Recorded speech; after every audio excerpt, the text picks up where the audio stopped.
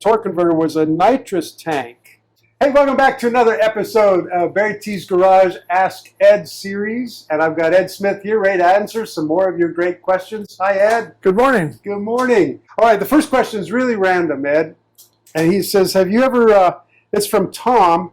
He said, what do you think about filling a roll cage with water and maybe pressurize it to cool down the top of your engine, or cool down your engine with a roll cage? I don't think that. I don't know whether you could have a water pump that would pump that much water. Okay. Yeah, you'd have a problem. Yeah. Because Okay. you have to keep that water contained real close to the pump. And I don't know of a water pump that would pump it all the way back to a roll cage. And you wouldn't want to have any holes in the roll cage. You know, the roll cage is made out of steel. And if you didn't have that very long, it'd probably rust. Right. And you weld holes, and if you have a sprinkler system, I think you'd end up with where your welds are, and if it wasn't all completely perfect, Yeah. spend a lot of time. But there's no reason why you couldn't do it. It would be a good experiment for one weekend, maybe. Yeah, right, yeah. We'll see what it is, but it's not necessary. There's other ways to cool the engine. Okay. Now, you mentioned you had a friend that did something different with his car. He lives up north here, a half a mile, and he had a 57 Ford Ranchero, and he put the radiator in the bed of the truck. Okay. So he raised up the hood, there's no radiator, and you just put long pipe, and piped it back into the bed of the truck where the radiator's at. Okay. I think he probably had a fan on that too. Sure. It's an electric fan on it, so whatever, it's the same. Why not? Yeah. So he did just for fun? Yeah, and it's still there, I think. Yeah. I don't think he's drove the truck lately. Okay. There's all kinds of different things people do with cooling the radiator and cooling different things, and I remember one of the things that now we think about just a little bit, is with the electric cars with the air conditioning. Mm-hmm. Now, electric cars have an electric compressor. Right.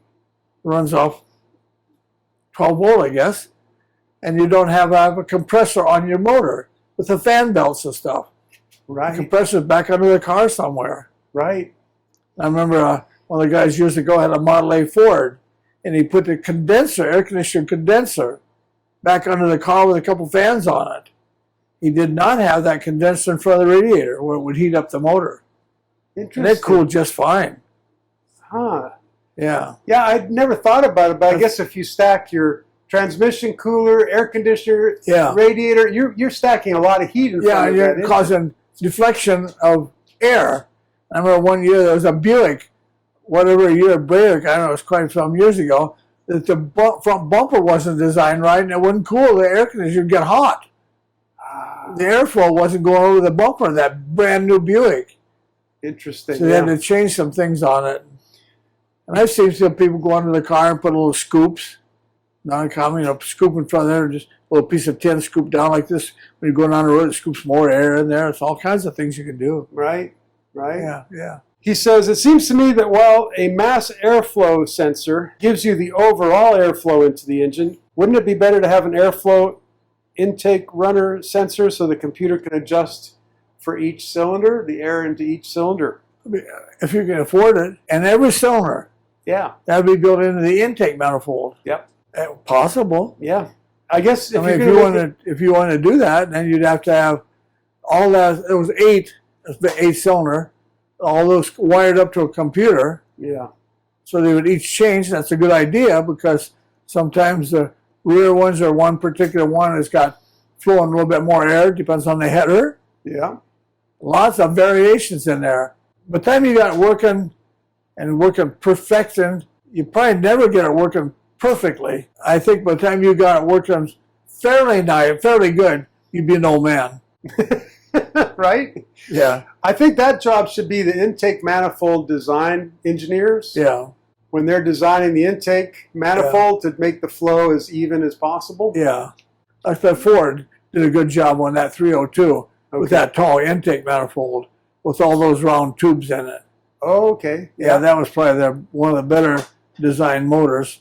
Intake manifolds. Yeah. That other than a flat manifold with an air thing, yeah. Sure. Okay. So, well, so the answer is yes, it would be nice, but it would be hard. Nice. Yeah, sure. It would be very difficult. Yeah. Next question. Ian asked, So, do you want to clarify? You said at some point that the Cleveland had the same mounting and engine mounts and bell housing as the 429. If I did that, say I was wrong. Okay. Because we sometimes get to talking and we're thinking about one thing, and I hope we're thinking about one thing and talking about something else. And sometimes those Clevelands and M motors get confused a little bit more. Sure. Yeah, the Cleveland's the same as 289. Okay. And the M motor is the same as 460. Okay. Yeah, the mounts and stuff. Yeah, the 429, 460, that's one family, right? The 385 series? Yes, whatever. Yeah. And but the Cleveland was made to work with the Windsor family, right? That's right, yes. Okay. Yeah. Okay, so that's... motor mounts and bell housing and flywheel and starter. Okay. Yeah. So we're going to make sure we make a note. Yeah, we'll make a note of that so we get that correct. Okay. Sometimes you get tongue twisted. Yeah, we don't well, it's just our opinion too. That's right. So sometimes we're not right. This is once in a while. Yeah, once in a while. That's we good. don't mind being corrected. That's right. Absolutely It's not. okay. Is there any episode that has more 351 Windsor or Cleveland info? I would love a whole episode just about the 351s. So what do you think of those Ford mid-size engine families? They were kind of confusing. I love the Windsor. I've always said everything about that. You know, you can do lots of stuff with the Windsor motor, and the Cleveland motor was again that Boss 302. Yeah. Was a Cleveland motor, and it didn't run very well. We had some Mustangs we tried to drag race, made all kinds of noise, didn't go anywhere. Right. Changed the gear ratio back and forth and tried to get something that worked with the motor. Yeah. With the torque of the motor. And it had such big ports on it that way too big of ports. And we found out that the more camshaft you put in, the more carburation you put on it, the faster it went. Okay. So some people got some good horsepower off it. Yeah, and the M motor was total waste.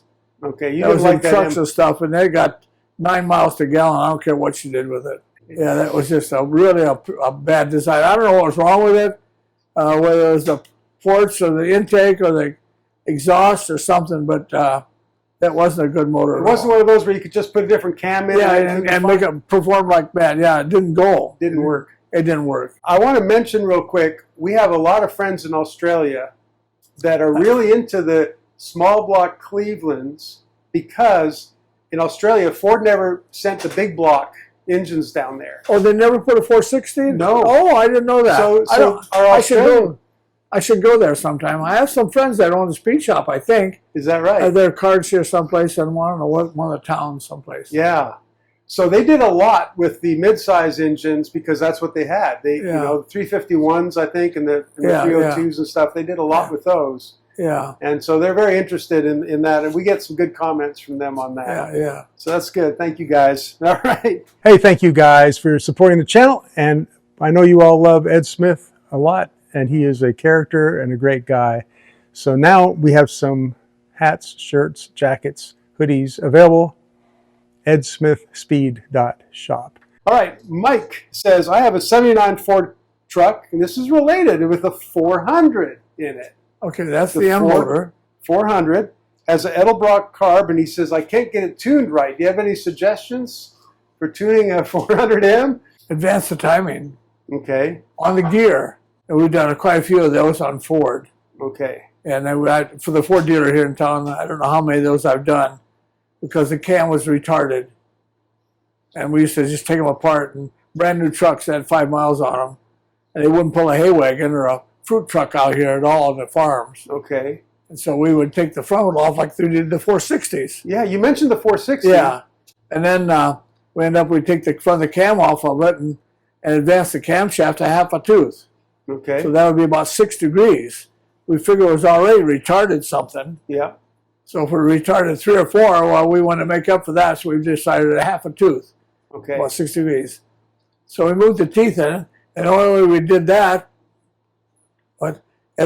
we took the upper gear off the car, and it had a dowel pin that held the gear on.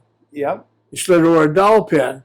So we took the gear and put a socket in it, clamped with the vice grips and give it a half a tooth, and drilled another hole opposite that one. Somewhere else, yeah, Right to the gear, and then when we put that on, we advanced the camshaft, slid it back on again, And so we had that gear had 2 dowel pin holes in it then. Yeah. The original and ours. Right. We'll put You it can't back use them on both again. at once. You can only use one at a time. So we could have done some more. Okay. But anyways, that's what we did. Put it back together again. Then we had trouble with the 2-barrel carburetor. He's got a 4-barrel, that's okay. But the 2-barrel, who knows what jets were in it? It's terrible. Sometimes some 40 jets in them they came from someplace, 48s and stuff. And we'd like to have the jets in a 2-barrel carburetor, the Ford carburetor, most of them, around 60. Okay. And we bumped the timing up a little bit. They pulled right off. They run good then.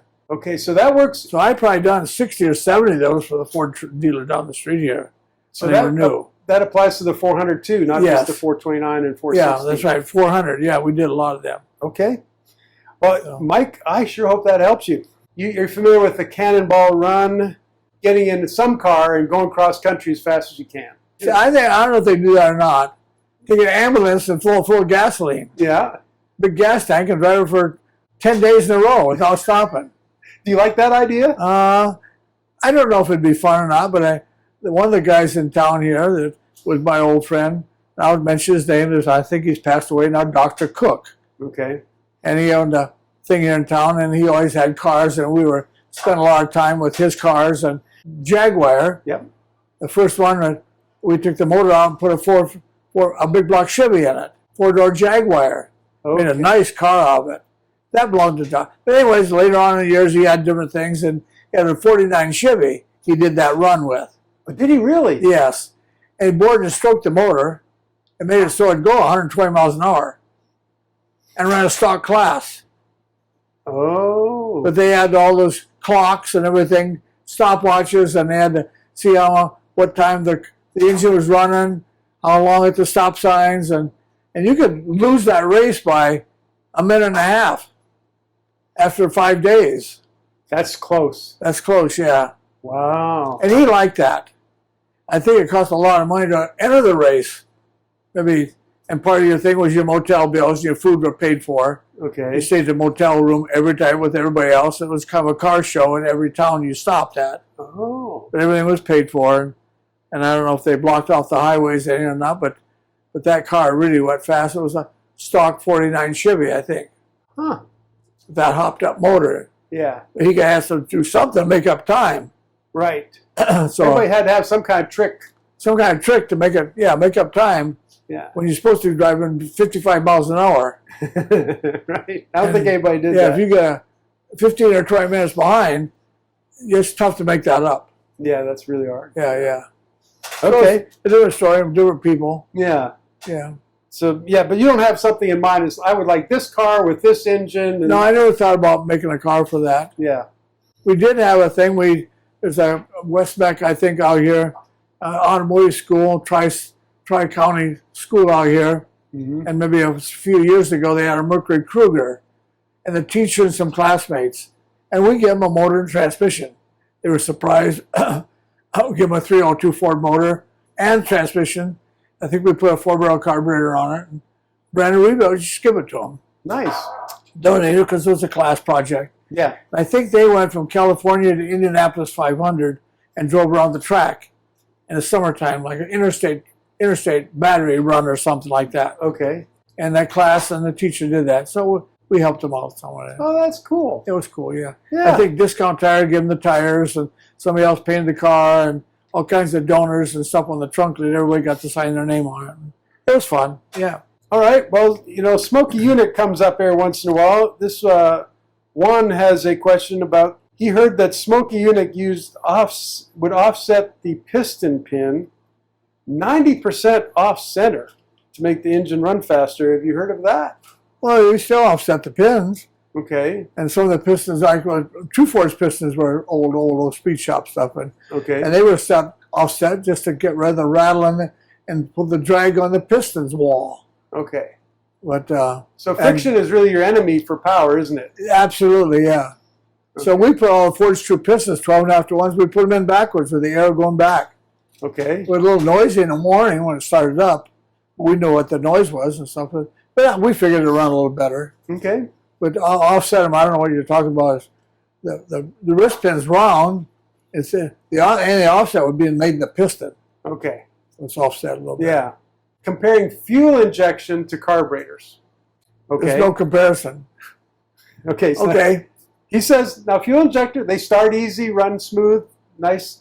But he claims that at wide open throttle, though, carburetors give more power. I guess does that depend on the injectors? Yes, totally. Okay. And it just depends on how you plumbed them. Depends on the injectors. Electronic injectors, it's easy to program them. Okay. But it's hard to get doing what he wants them to do because the jets are only one size. The nozzles and the things are only one size. You can't variable pitch them Right. like you can a Hillborn or something. And some of these are things that there's two systems and a manual fuel injection. Okay. There's a mid-range system and a top system, and you can change that by flipping a valve, enriching the whole system on top end, but it wouldn't run very good at low end. So the reason you have two systems is only one will work well lower. That's right, and yeah. The other one works better at high. So that's like putting added nitrous oxide to it, and you only run nitrous oxide on it from the last couple, top RPMs only. Okay. You don't run nitrous oxide at idle. It's the same difference, Right. Right. You can't have everything. You can't have both. But the electronic fuel injection distributes the gas much more even than a carburetor in the middle of the engine. Like a two-barrel carburetor right in the middle of a V12 Lincoln that's 4 feet long. You got trouble. You're right. So there's some theory in there. And Yeah. Okay. each to his own. Each to his own. All right. Very good. All right. Tom says, I had a power glide with a torque tube running through a torque converter because the rules said you had to have a converter, but we had a bearing go through it and the torque converter was sealed off. Oh, so he's doing something sneaky, I guess. On the bracket on top of the transmission, the torque converter was a nitrous tank. Oh, this is interesting. Okay. And the snake there was snaked a line going through the block up into the bottom of the intake from there. Okay. A few O-rings in the engine block. Yeah. And the engine plate, torque plates. Uh-huh. And little few nozzles underneath the intake manifold plumbed in. I used to have some of that stuff. Yes, and they had a solenoid in the intake and it looked stock. Yeah. And he's laughing about this. He says, how about that for a good way to do it? Some of the guys, they got caught by changing batteries every round. Oh. A super stock guy in NHRA got caught. He changed batteries every round. The battery didn't have nothing to do with electricity. It was full of nitrous oxide. And he had O-rings and the engine plates and stuff like that. So is he running nitrous through what looked like battery cables? Yes. Yeah. Yeah. All right. You guys are great. Tom, thank you for that. That's good. Yeah. What was his name? Smokey? I don't accuse Smokey. I don't think I ever accused him of cheating.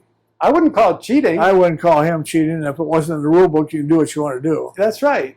He was just very clever at how he read the rules. Yeah. And I know he did get caught a couple times with a fiberglass trunk. Okay. And the inspector came along and put his magnet down there when he smoked a cigarette and put his magnet on the trunk. And slid off. And he picked it up and walked away, and about maybe down the way some ways. Boy, that was easy to pick that magnet off that trunk, so he went back and checked it. Or something with aluminum or something. Yeah. He got caught. I know he used to have maybe a steel-toed shoe. Okay. And he parked the truck on his shoe, and it didn't weigh so much then under the scales. Oh, that's hilarious. He's got his foot under the tire, and the car weighed what it's supposed to be then. Right. Yeah, so a few things like that. They drill some holes in the top of the roll bar where somebody can't see. Okay. And lighten the top of the roll bar, and then put some weight down here below, and went around the corner a little faster. But anyways, those are good stories. Yeah, good stories. Yeah. Okay, now we're going back to that John Force crankshaft. We should have never showed anybody that. Yeah, probably not. A lot of questions. Can we explain how they drilled the holes in that thing? Because it doesn't look like there's any way to drill those holes because they were cast in there. They were cast in there. They were cast in there. Yeah. Okay. There you go. There you go, Kenneth. Yeah, they were made that way, yeah. Okay, here's another one. What stock truck, pickup truck, was your favorite in the 90s? And he suggests, how about a 95 5.7 Chevy? That's his idea. What do you think about the 90s pickup trucks? We just don't have much trouble with the Chevrolet, and we work on quite a few. A person knows a lot about Chevrolet, he'll like Chevrolet. Yeah. If a guy really knows a lot about Ford, he would like a Ford. Because he knows a lot about it. You It's get common familiar. sense. Yeah. Yeah, get familiar with what you're doing and get familiar with the things that go wrong with it and the little tinkering Yeah. you have to do to keep it going and stuff like that. And we won't forget the Dodge Ram guys, the Mopar guys. Those, Yeah, they have their Hemi. they're totally by themselves. Yeah. It's Ford versus Chevy, and then there's the Mopar guys all Yeah. by themselves. Yeah, yeah. From Gene, he says, Ed, I have made a 427 30 over with a comp cam and an Edelbrock and a Holley distributor, and it just seems to lay over at the end of the quarter mile, and I don't know what to do to improve the problem. It's in a 71 Buick Skylark. It's got a high stall converter and 355 rear end with lockers, so that's his setup. Do you have any The idea? Buick motor? It might be a crate motor. He just said he made a 427 30 over. That sounds like a Chevy motor Yeah, sure does. It's in a Buick. and a Buick. No matter what he puts it in. What would it make? What would make something, a setup like that, kind of run out just at the end before, at high RPM at the end of the run? Somewhere I got to think about that a little bit. Probably maybe if he's got enough fuel in it. He's not starving it out of fuel. He would know that right away. If he was when after he made a run like that, I guess if he's racing and it stops. When it runs out like that, just put a neutral and shut the engine off, coast down and take the spark plugs out right away and see if they're white.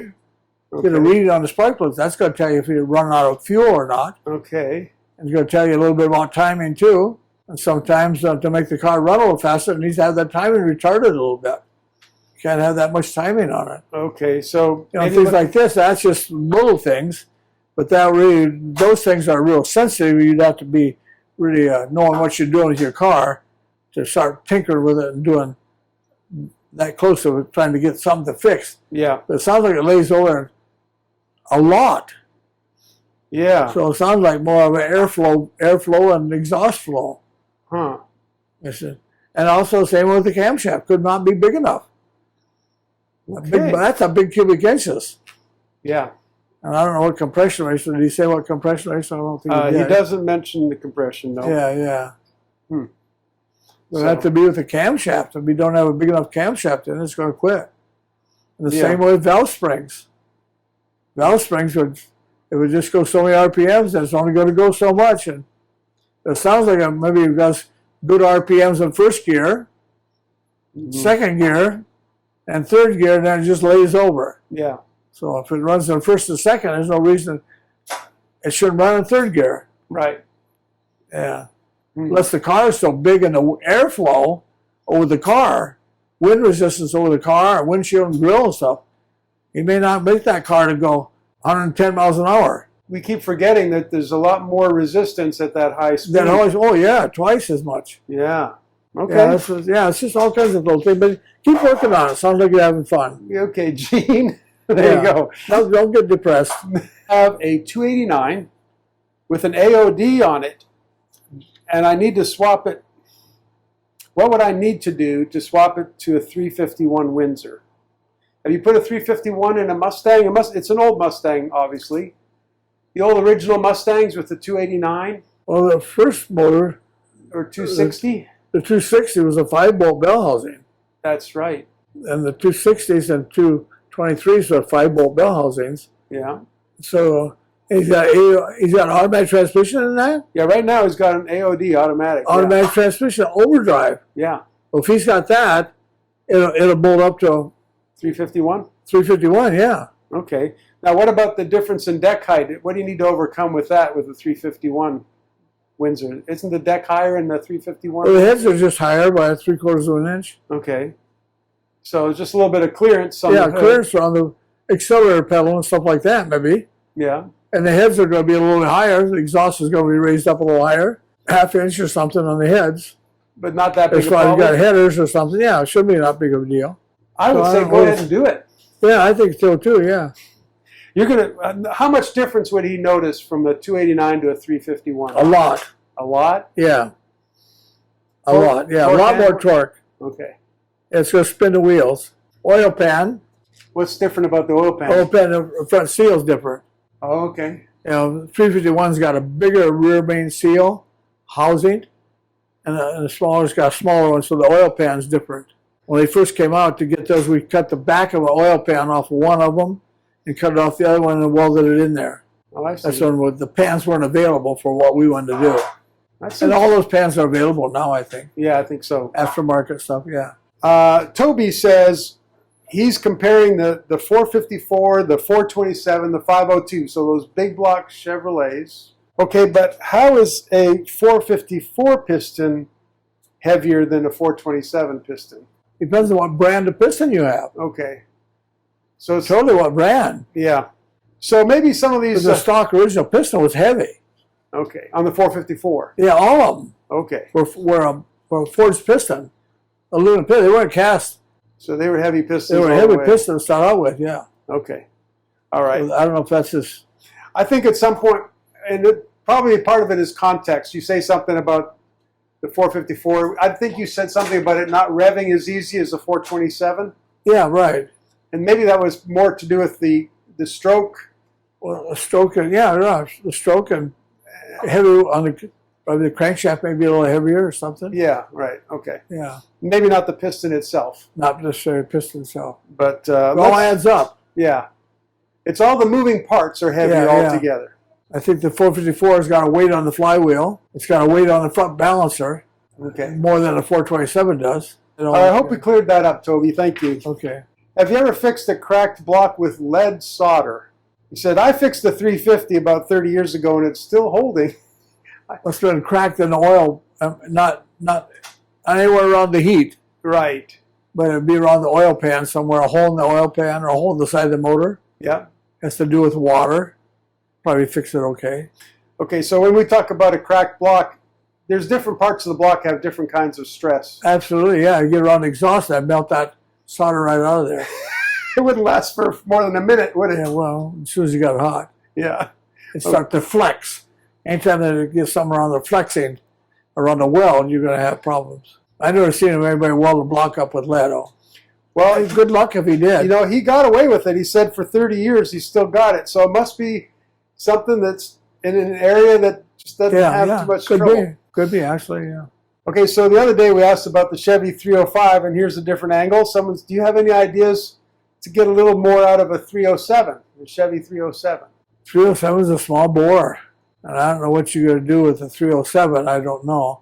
It seems like many years ago there's a class in there with the 310 cubic inches, a dirt car class, Okay. and we bought some pistons for 307, 30 over. So they're making about a 309, and we're on a dirt track car with a big camshaft and stuff and headers and everything else. But that was the class, and there's no reason to do it unless you were in a particular class where you had to run that.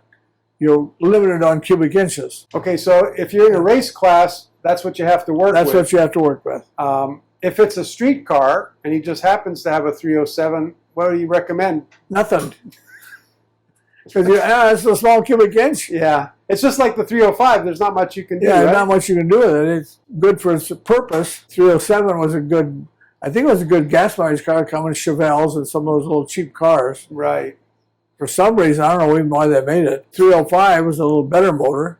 Yeah, That was a good motor. That got good gas mileage in trucks and stuff. sure. What about the 327 in comparison to 307?